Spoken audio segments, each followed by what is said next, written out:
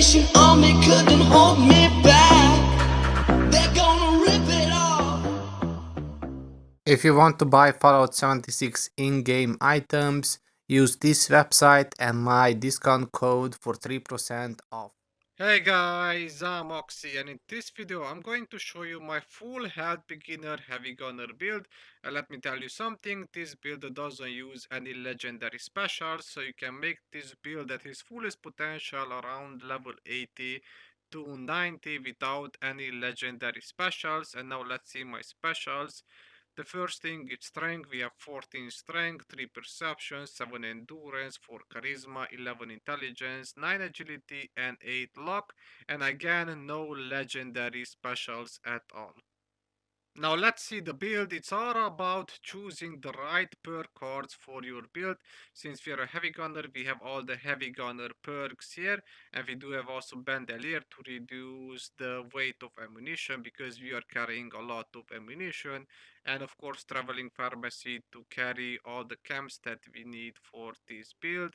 A lot of steam packs because we are in power armor, so we can spam steam packs in any type of situation. We do have perception here with grenadier, which is boosting the explosive radius of any type of explosive weapon that we are using.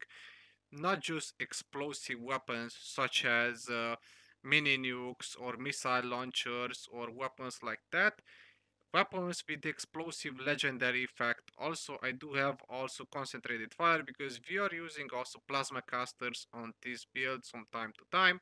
In endurance, we do have life giver to give us more health and fireproof to negate explosive and fire damage. In charisma, we have strange in numbers because we are playing in a team most of the time. This is boosting the positive effects of the mutations.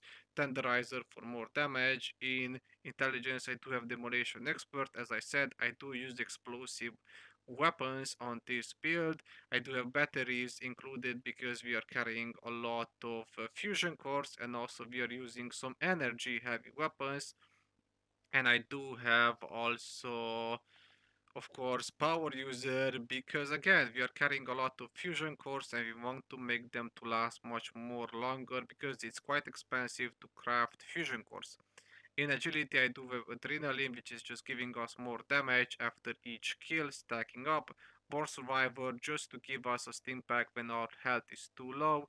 And Action Boy to give us our AP back much more faster. Now you can change Action Boy for something much more useful. If you want extra carry weight, you can, of course, get, True Hiker to reduce the weight of food buffs or any type of aid item that you're using in your food bar.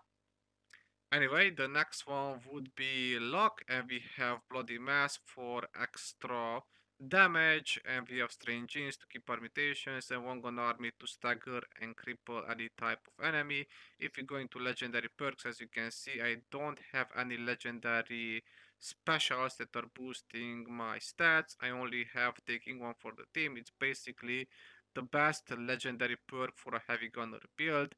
When you're in a team and something is attacking you, you get extra damage. It's quite useful, and it's overall just really good for any type of power armor build because you're going to be in the front line, you're going to get shot, and yeah, just extra damage. When it's about the mutations, there is nothing special. I do have bird bones to reduce the fall speed. This makes us to not do the superhero landing every time when you are in power armor. Without this mutation, when you're using marsupial, you're going to do superhero landing every single time. So it's quite annoying. I don't know why they're not fixing that, but anyway. And I do have also Egghead to give us more intelligence. I do like this one since we are a heavy gunner build. More intelligence to get that XP electrical charge just because herbivore because doesn't really matter if you're herbivore or carnivore for this build. I just found it that it's much more easier for me to plant a couple of crops in my camp and just cook a bunch of food and use that. Marsupial for jumping and carry weight, Plague Walker because I just got it, and Speed Demon. But basically, what are the must have mutations for this build would be Bare Bones to reduce the fall speed to not do the superhero landing, Marsupial, and Speed Demon. Those are the standard ones that you would need.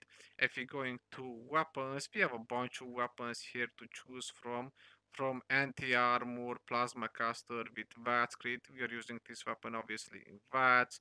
To Gatling lasers, again anti-armor, faster fire rate, really good choices.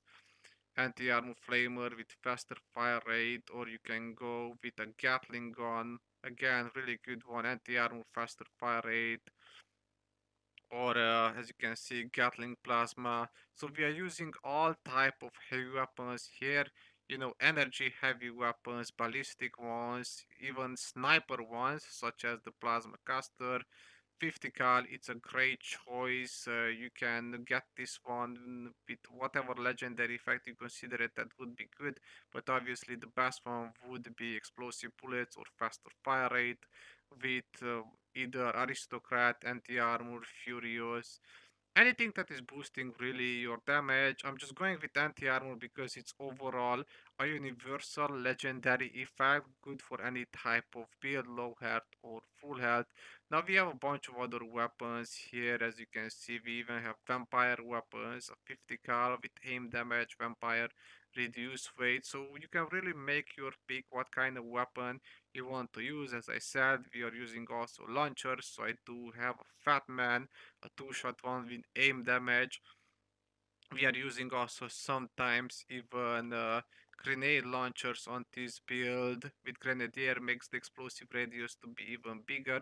So it's really up to you what kind of weapon you want to choose for this build. There is a lot to choose from. I do like also light machine guns, so it's really up to you. When it's about the power armor, I use just the T45 with some random legendary effects. As you can see, this one it's aristocrat, radiation resistance, weapon weight reduction. This one it's exterminator. This was quite useful when we were fighting the Milorks. It's reducing damage from Milorks and bugs. Again, intelligence, weapon weight reduction. So what I'm going for here is damage percentage reduction per enemy type. So we have exterminator, 15% less damage from Milorks and bugs. Ghoul Slayer, same thing just for ghouls, and hunter, 15% less damage from animals. And I would want a mutant slayer one and a zealot one, so I would have damage reduction 15% from each type of enemy, and besides that a full set of power armor. Any type of power armor will give you a flat 42% damage reduction, so you have that 42% and also 15% per enemy type. Really useful and powerful.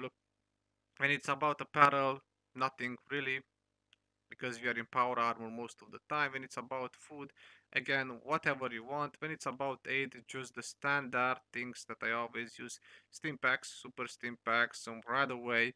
Nothing really special, nothing really needed for this build.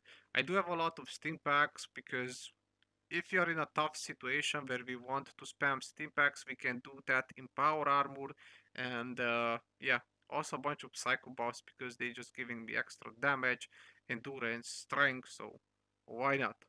And that's all about the full health heavy gunner build. As you can see, nothing really special. Just choose the right perk cards, get a decent power armor set, and you're good to go. This build, it's really viable around level 80 to 90 without any problem. Now getting the perfect weapon and the perfect armor set will take you some time, but do some vendor hopping, save up your caps, because a lot of players are selling good weapons that they just don't need for cheap prices. Thank you very much for watching, and see you guys in the next one.